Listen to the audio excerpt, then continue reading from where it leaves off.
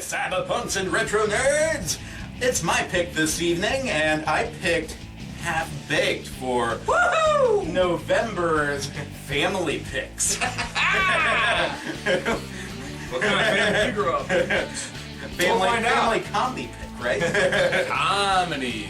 Alright, so this is kind of a joke pick for me because Dave Chappelle himself refers to this movie as a kid's weed movie. His jokes are very dumbed down, but we were basically kids when we first watched this movie. Yep, so we have some nostalgia for it. Hell yeah.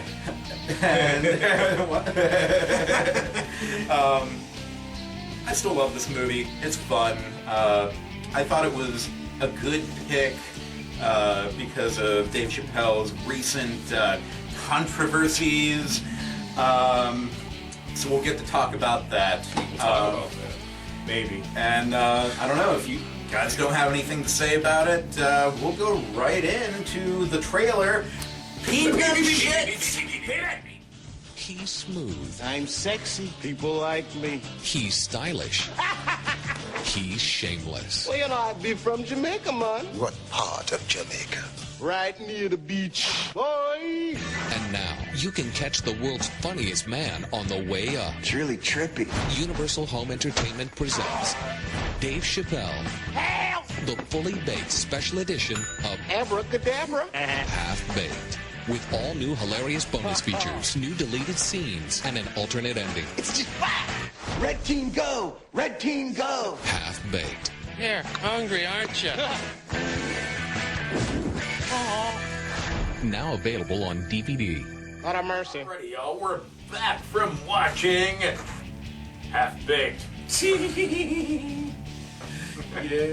It was fun to revisit. I have nostalgia for the movie, but like someone from 2021 who's never seen this movie, they were to revisit it, I don't think it would be their favorite film. Well, if they've never seen it, how can they revisit it, man? That's such a good point. I don't know, Dean's not here, man. Even the jokes, like, they seemed, I don't know, like, they were written down and they were like, alright, that's not a funny joke, but we're gonna do it anyway. They were just like, it's written down, we're doing it. That's kind of the effect of the movie. I don't know. A lot of characters didn't get enough screen time. Samson, the guy on the couch, aka Stephen Wright, is brilliant, but all he did was lay on a couch. He said, like, you know, a sentence or two, which is kind of tragic because Stephen Wright's hilarious.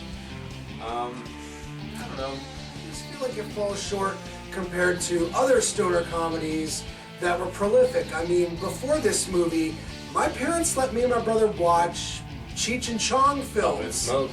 Yeah, and those movies, you know, Nice Dreams. Nice Dreams, that's right. I feel like those movies were revolutionary in the fact that they were kind of juggling the whole counterculture movement at the same time.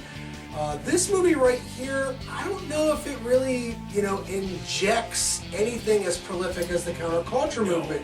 You've got a lot of meta humor, and I know that's very important to young people today, to have things where, oh, the character's breaking the fourth wall, and oh, they're making social commentary, and oh, it's oh so edgy, but at the same time, Make you think, oh! But at the same time, Dean's right here. The jokes, yeah, they were written out, and they all kind of fall flat. Looking back at this and watching this made me feel like I was, 14, 15 again, and it was great. I liked it a lot. And I don't care if it's a little dated. I liked just the, the cameos. I liked the music. Actually, there were a lot of good cameos. A lot of good cameos. And I mean, Jon Stewart before Daily Show. Is that before Daily Show? That was before Daily Show, I think. Janine Garofalo, Snoop Dogg. Oh, yeah. Who else? Scavenger. Of course, Snoop Dogg's gotta get this right now. Chong. And, Chong. just a lot of good random cameos of people there. Oh god, I know that guy from this, blah blah blah. Yeah, it is. It's great. Watching it again, you could see this is just like every single like stoner weed joke from like the 80s and 90s done one more time, and that's really why I think it falls flat here in 2021. Honestly, it was like one last huzzah for that whole era, and like, yeah, I mean, it wasn't doing anything revolutionary, like, you know, all those Cheech and Chong movies had already kind of started that, you know, humorous counterculture thing 20 years before this, more so even. So yeah, it was, I think it definitely leaned heavily on just landing a bunch of like weed jokes the audience would get, couple that with all the cameos that make you go, oh, of course Willie Nelson's in this, of course Snoop Dogg is in this, you know, like, yeah, and it was just, I mean, the story is really, you know, as basic, bare bones, and kind of flimsy as you can get. Like, you know, it was definitely cringe in a few spots for sure. Like, This might not have been a good movie, but I saw it with my friend, and shit was shit was enjoyable. So even if it's not the greatest comedy, even if it's not the greatest weed movie, like, I don't know, I love Dave Chappelle. Even if, like, we're questioning him and giving the old eyebrow to him nowadays, like, he's doubling down on some weird things nowadays. I love the guy, and I love Chappelle's show. Back in the day, I'd be like, oh, this is 9.5. Oh, Right. the jokes are great. I love Dave Chappelle. It's brilliant. But now, like in 2021, I watch it and I'm like, oh man, that might have been a 5.5.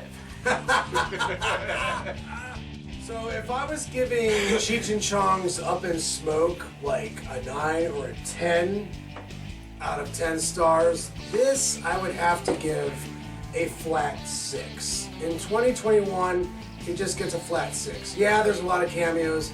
Yeah, there's a lot of jokes that still hold up. And yeah, I like Dave Chappelle, and I do have an opinion about him today. I mean, I feel like he's kind of an old crotchety geezer, but putting that all aside, you know, watching this movie again and revisiting it all these years later, it fell flat for me. I mean, I can't get past the studio-ness of this film, and that's the biggest sin that Half-Baked, you know, has hanging off its back. Well, in my eyes, this is a perfect waste of time. I mean, kind of like, you know, I mean, it's great to watch with your friends. It's great just to pop in and just, hey, you know, got nothing to do. Let's laugh a little bit. Yeah, Half-Baked, or even Dazed and Confused, or Cheech and Chong Up in Smoke. You know, all those different types of stoner, fun movies to watch. You know, love Chappelle, love his comedy. Love the, you know, random quirkiness and even the Fat Farm shirt. I'm like, oh my god, Fat Farm, I forgot about Fat Farm. Yeah, the style. Yeah, funny, yeah. And the music. And, you know, nostalgia of it. So I'm going to go a little higher with my star count, be like a 7, 7.5 for me. Alright. Because it just was, you know, fun for me. I enjoyed it. Half-Baked, man. Yeah, man. Tell Killer B.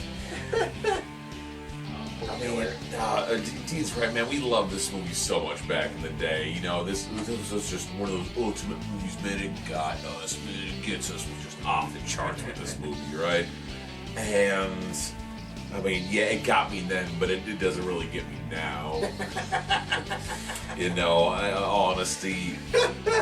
I mean, I can only give this movie like a 5, but that nostalgia part and the watching it my friend's part gives this a solid 6. You're with me. The old flat 6. I'm there. I'm riding high.